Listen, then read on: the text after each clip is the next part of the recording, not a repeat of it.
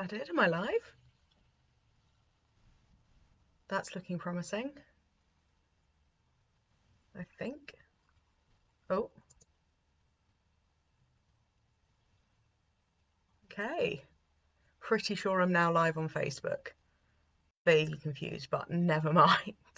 I'm just going to keep talking to myself as though I am live and hope that if I'm not, it doesn't cut in suddenly where I look very odd and in the middle of a sentence. Um, Hi everyone. I'll do a proper introduction in a few minutes when I'm sure I'm live. But for now, I'm a stage manager, and my name is Ella. I use she, her, female pronouns, and I'm pretty sure I'm live. Bring up the brightness on my laptop a bit so I can see everything a bit better. There we go. That looks better. Right. Hi. This is very odd. That's not a helpful text to be receiving right now. I've been spending the morning doing my usual online work, but with a different tab open. I've been looking up the Light It in Red campaign and all of the work they're doing, and I've been just, my heart is going out to everyone in the theatre industry at the moment. We're a year in now, like, oof. And it is also exactly a year, according to my Instagram. Literally an entire year ago, I was sat in a empty rehearsal room waiting for the van to come and pick up all our props and our music stands so we could put everything into storage. It was really hard. So on the 16th of March last year, we went into rehearsals. I was working on an opera. I was working on Turn of the Screw, and we did a run, and it was an amazing run. It was absolutely fantastic, and we all went home really invigorated, going to do another run tomorrow. And lockdown happened. So the cast didn't come in on the 17th of March, obviously, and it was just the directors, my stage manager, and myself as the deputy stage manager, just there being like, what are we going to do? This is, wow, okay. So we pulled up the markup, we boxed all of the props away, got it all sorted and safe, and went home. And I went in on the 18th to load the van of the small bits that were left, and it was very sad. Good afternoon, Gary Bland. Hi, I must be live then. Fantastic. Not just talking at my own webcam. Fantastic. Love it when that happens. So yeah, exactly a year since I last loaded a van, which is very odd. I'm now scared I've lost those skills, but I'm sure they'll come back the next time someone approaches me with a transit and goes, load this now. I'll be fine. Be fine. It's muscle memory, isn't it? So what all of us have got to hope for, isn't it? That we've got that muscle memory and it'll come back. But I'm at least sure it will, thankfully. Oh, this is, there we go. Hi, King's Head Theatre, yay! Very promising. Thanks, Charlie. Thank you for taking my phone call a few minutes ago. I do appreciate that. Very grateful. Um, Gary saying your daughter is a stage manager and your wife is the membership manager at the SMA. Ah, the SMA are wonderful people. The Stage Management Association is such an amazing source of support, and they are doing so much work now to protect their members. It's wonderful. It's really good to see, and to know that we've got that community online is amazing. I'm also a member of Equity, the more commonly known theatre union, but to have something that is just for stage management is very nice. It's very nice. Equity is very good. It's nice having something that understands the way you think, um, basically. I'll take a quick swig of water here.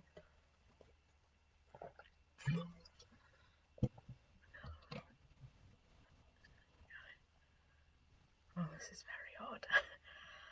So it's coming up on 5 past. So I'll do a proper introduction in a minute. But like, if anyone has any questions, please do type them in. They're just going to go up on the screen, on the left of the screen there, so I'll see them. I'll keep scrolling to make sure I do see them. Yeah, this is. Who thought we'd be in this situation a year on? It's beyond odd. Um, cool. Well, I know I'm definitely live, and I know it's definitely working. So I think I'll just jump in. If you have any questions at any point, please do just comment and ask. Hi everyone, I'm going to introduce myself the way I always do on the first day of rehearsals or at the first meeting. My name is Micaëla Corcoran. I use she, her, female pronouns, and I am your stage manager, deputy stage manager, company stage manager, whatever role I'm filling. This is how I introduce myself. I do go by Ella though, so it's Micaëla professionally, but just call me Ella in person. It's a lot quicker. Um, the focus I wanted to look at for today was stage management and what is appropriate to ask of a stage manager and what is not appropriate. Partly because of the pandemic, everything is going to change when we get back into theatre normally, and I'm very concerned about what's going to be laid at stage management doors, which isn't okay, but I'll get to that. I am loving that I've had this opportunity now twice to do this King's Head Theatre online session. So thank you, King's Head, for asking me, for inviting me back. It's quite an honour. I have worked at the King's Head for another company, and I have worked for the King's Head at another venue. So maybe someday I'll work at the King's Head and for the King's Head, but at the moment it's been one or the other. So just over a year ago was the last time I worked for the King's Head. I did 2 contracts with them. We did Coming Clean and then Opera Undone, Tosca and La Boheme at the Trafalgar Studios, in Trafalgar Studio 2, which I believe is going to be one of the last things that was in there, because they are getting rid of Studio 2, or probably have already started it at this point, which is very sad, but it's going to make their main house so much cooler. So that'll be cool to see when everything opens and we're able to go to the theatre again. Um, yeah, yeah, that was over a year ago. How bizarre is that? I We closed Opera Undone at the start of March, and then I can't remember what went in after us. Something else would have gone into the Studio 2 after us, and then of course pandemic, and now Studio 2 is no more. So I'm glad we gave it a good send off at least, and whatever went in after us would have done as well for their short run that they didn't quite get to manage, which wasn't fair. Wasn't fair in any sense of the word, is it? That all of we've lost. Yeah, yeah. Um, so in stage management, because our role is so, I'm not quite sure of the word I'm looking for there. The role encompasses a lot of different jobs and tasks. So we do one type of work while we're in rehearsals, we do another type of work when we are in tech, and then when we're doing shows, we are calling or we are doing a track, and moving props and people where they need to be during the show. We produce paperwork at every single stage of this, though, which is very important to note. Your stage manager will be the person who knows everything. And if they don't know the answer to your question, they will know how to find it and they will look for it and get you the information. And it is absolutely fine to ask your stage manager to find out information for you, to ask them, is this okay? Is this what we're doing? Or could we try this instead? Because if your stage manager doesn't have the answer, they'll take it to the people who do. They'll go to your director and be like, okay, well, can we try this instead? Or they'll go to the producer and go, can we get the budget to do this so that it is safer, or so that they are more confident in this, in this production, in this part of the play, whatever it is that the cast member or company member has asked for, and we try and make sure it happens. Um, we ask we ask questions all the time. I sometimes feel like that's, as a stage manager, that's all I'm doing, is all I'm asking is questions. I'm just going, okay, when are we having this meeting? Okay, who's going to be there? Brilliant, fantastic. And what do you want to discuss at that meeting?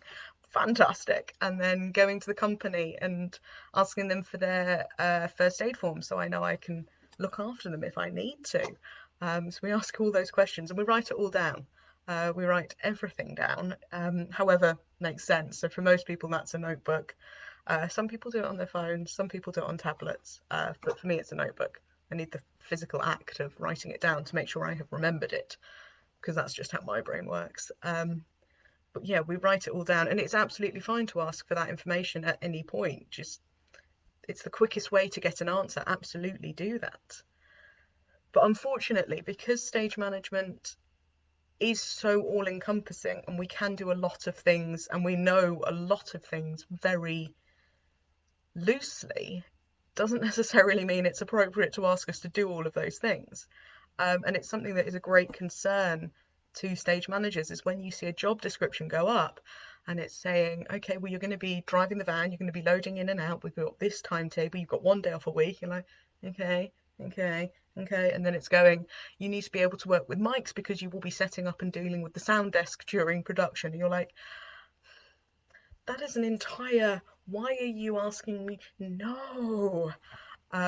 Or in some cases, it's the, yeah, you just need to be the one doing the laundry. It's like, why is that your stage manager's job? It is not part of the job description. It is not part of the training.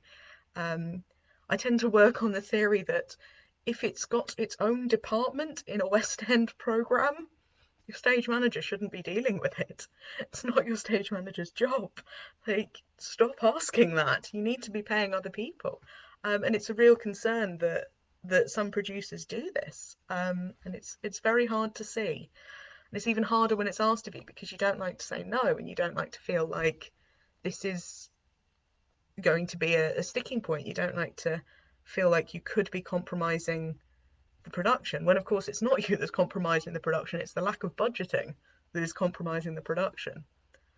Um, yeah, you can tell it's something that's very close to my heart. The idea that people are being taken advantage of, particularly stage management, because there are so many stage managers I know who are just salt of the earth, good people, and they will go above and beyond. And it's like at some point you need to sleep. So, you can't do all of this. This is not okay.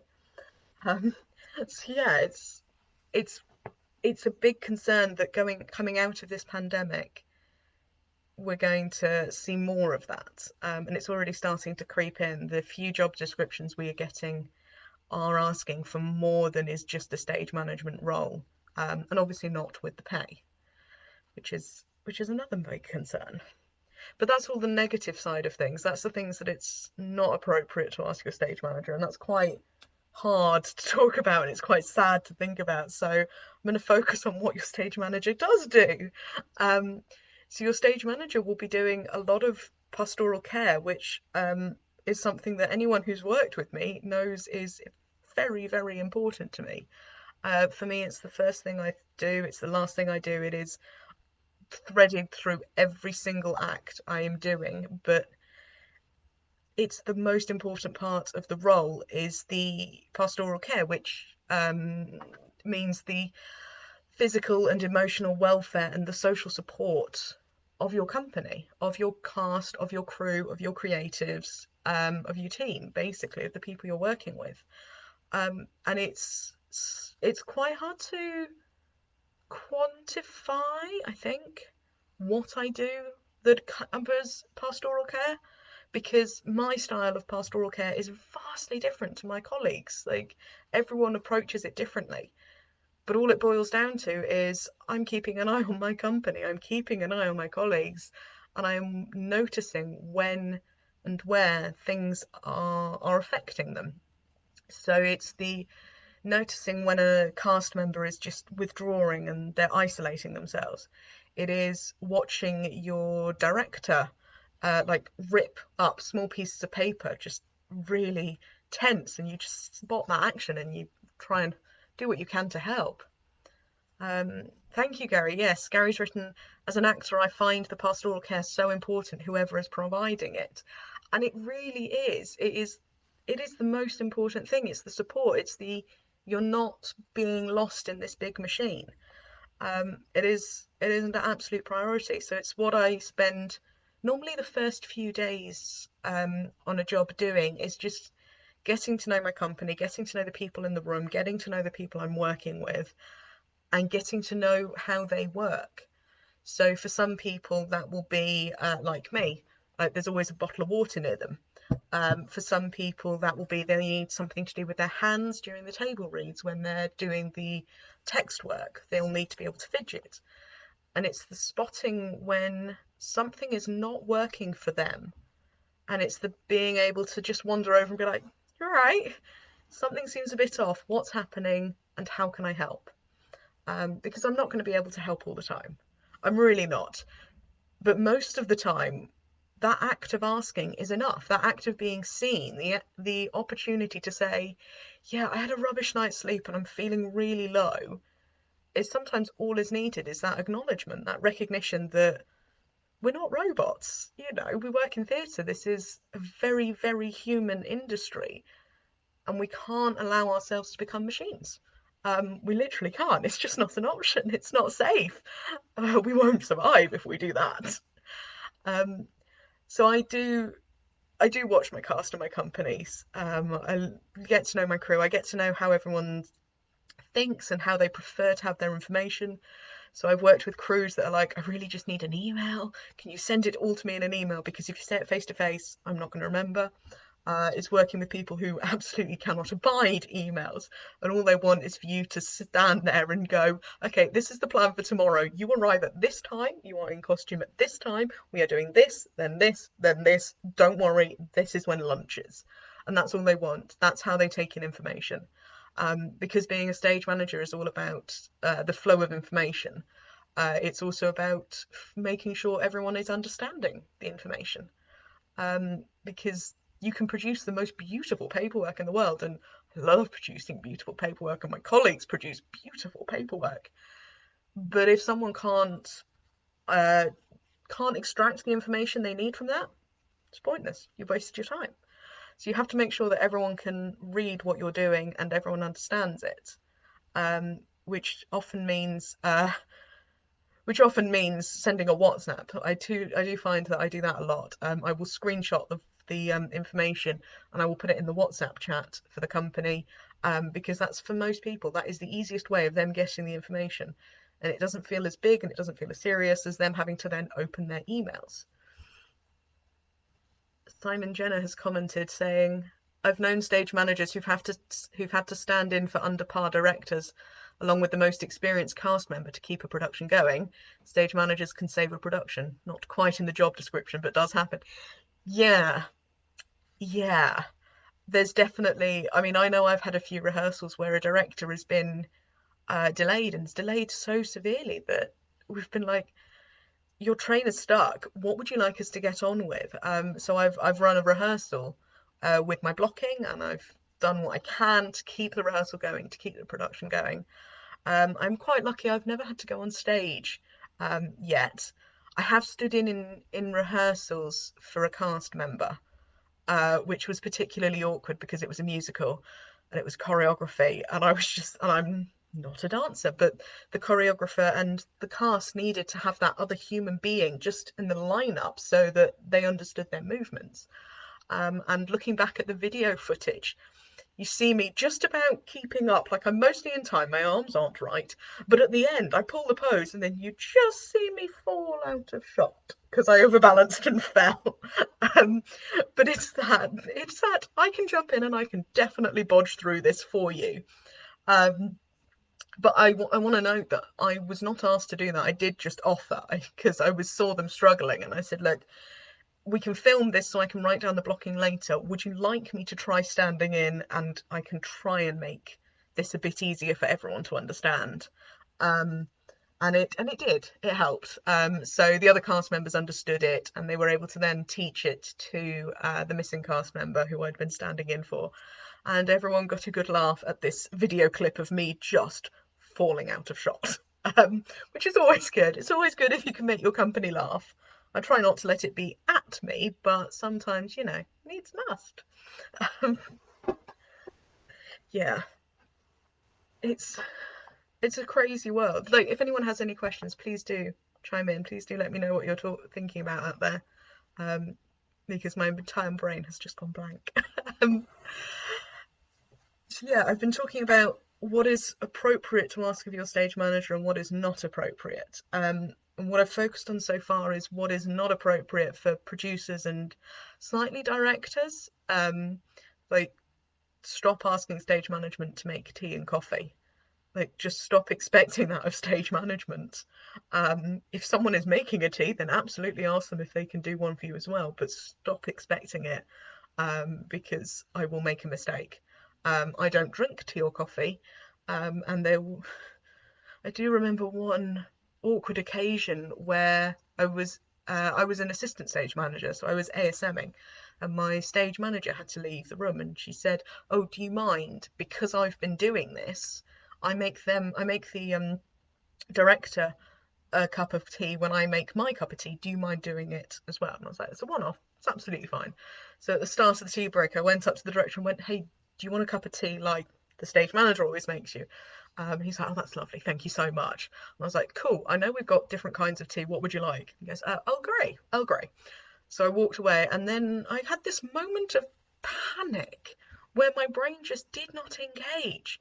And I walked back to the table and went, "Tea bag, hot water, milk?" Like I'd never made a cup of tea in my life. And the poor director just looked terrified, like, "Who is this person? And why are you asking me how to make tea?" Because I just had this brain fart of Earl Grey is a lemon, but am I thinking of an 18th century custom? Um, yeah, don't ask me to make tea or coffee. Stop expecting it of stage management. That's not okay. Um, what is okay is always ask for the information. Your stage manager will have the information. If they are a stage manager like me and they are a printer, so I will print everything, they will have reams and reams of spare paper. So if you want to make a note or something, ask your stage manager if they've got the paper, because they absolutely will. They'll have the previous day's call sheet that's come down off the doors, so you can scribble on the back of that. They'll have everything will just be printed, and most of it will be out of date. So it's absolutely great if you can get rid of that paper and it can be used. It's one of the advantages of having my flatmate working from home, is that she's currently working her way through the back of a script a play from I think 2017.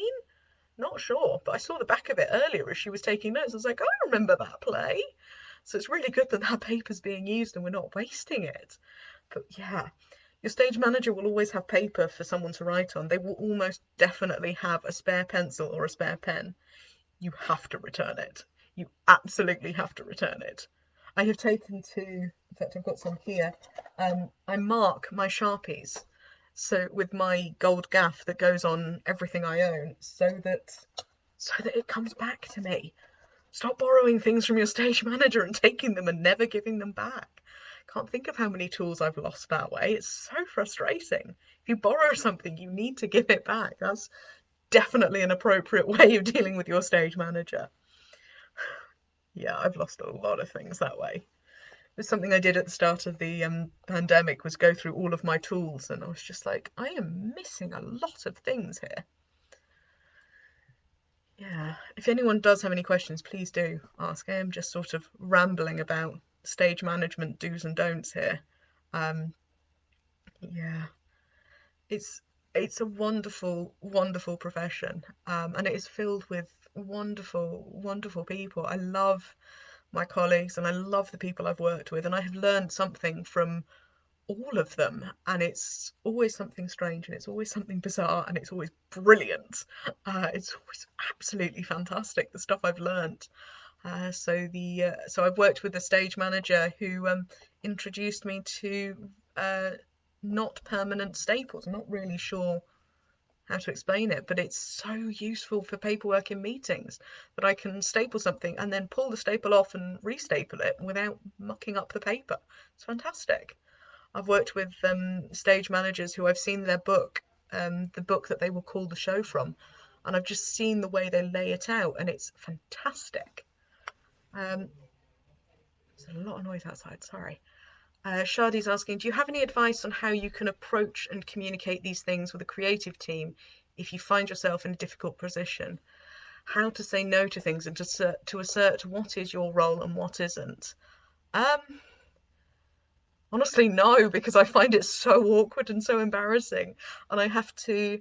I, it's something actors have that stage managers don't really. Actors will have an agent, and that agent is there to protect their financial and their professional interests. I don't have that, so I have to act as my own agent, which means that I have to put aside the part of my brain that's going, no, it's fine, just do it, it's fine, it's fine. And I have to say, this is not appropriate, this is not okay. I am not the right person to do this. Would you like me to find you someone? Which is usually the way I find to get around it, I think, actually, now that I think about it. I tend to go, this is not appropriate. I can suggest this person, and this person. Would you like me to put out a call further?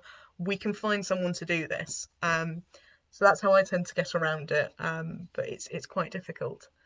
Um, Gary asked if I had a complaint about actors, what would that be? Um, Like, tell your stage manager when you're running late. Seriously, it is so stressful at the start of the day to be like, 1, 2, 3, 4, where is 5 and 6? It's so frustrating. Like, particularly if you're in London, your journey's probably going to be an hour, and if you have left your house 10 minutes late, you know you're going to be late. So say something at the start of the journey. I would much rather have a text or a WhatsApp message an hour and a half before rehearsals than to get to rehearsals and be like, where are you? We can't start. And at that point, you are stuck underground. So you can't reply. And we're just there going, can we start? We're not sure. So yeah, actors, please tell us when you're running late. Just as soon as you know you're running late, please tell us.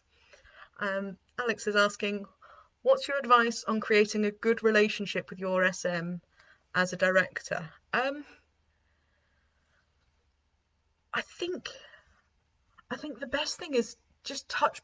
I love it when my director wants to call me before a production starts. So if the contract's starting on the first of the month, you have all the run-up emails, of course you do, and it's when the director goes, "Should we just have a phone call and have a chat?" Um, because that's so helpful because it means that we hear each other's voices for a start, and we hear each other's way of speaking. So you can tell from the way I'm speaking, I use a lot of disclaimers. I try and back up what I'm saying with evidence, and I try and do that. That's how my brain works. And what I love when I'm able to talk to a director before we get into the room is that I understand that about them. I understand how they speak. I understand what they're saying. They usually use that opportunity to tell me what approach they want to take or to tell me their priorities. Um, so I love it when a director, I did have a director, I would say recently, but we know that's a lie. It's not recent at all, is it? Um, who in that pre-production phone call just said, oh, by the way, I'm a very heavy smoker. And I was like, cool, thanks for letting me know. So what that means is you've told me you're a heavy smoker, but I now know that I can say you needed a break. So let's have a break now so you can go and smoke. And I can make sure that you have that time built in to do what you need for you. For in this director's case, it was smoking. Um, yeah, yeah. Directors and stage managers are a real, like, it's a double act. You're there in the room and you're running the room together. The director is creating a wonderful vision, and the stage manager is there to make sure it happens and to make sure everyone is safe. So directors, just talk to your stage manager, chat to them, but also like don't take advantage. Like, don't ignore when the stage manager is saying we need to take a break at some point in the next half hour. When would you like it to be? Would you like it to be before this scene or after this scene? Don't just be, oh look, we'll get to it, we'll get to it, we'll get to it, because we won't get to it, and then people are working too long without a break, and your company is overworked and overtired, and that's not okay. Also, not legal. Like, we have to give people breaks. Um, yeah, I think I've got a couple of minutes left if anyone has any other questions. That went very quickly. For all that I feel like I'm just talking to myself in my room. Thank you for all the comments. Shaky Gary, you've been very friendly. Um, yeah, yeah. A stage manager and a director. A good stage management and director team are a double act. And I have directors that I have worked with where I completely understand how they're going to respond to things. So I've already got that head start where I can go, oh, so we've got a cast member here who's running late. So I can give this director this information and we can work on that. We can work on that instead in the intervening time. So yeah, I think it's the importance of chatting, not just sitting down and having a meeting. It's the importance of chatting so you understand your stage manager, you understand your director, you understand who you're working with. You have to build up a relationship, and we have to do that very quickly in a very intense way in theatre. So it's always good to be respectful and to understand where people are coming from in a more relaxed environment. I think that's my time. Shockingly, that went very quickly. Thank you guys for engaging. It's been fun thinking about the different things I do without knowing that I'm doing them. I've loved being a part of the King's Head Theatre Online.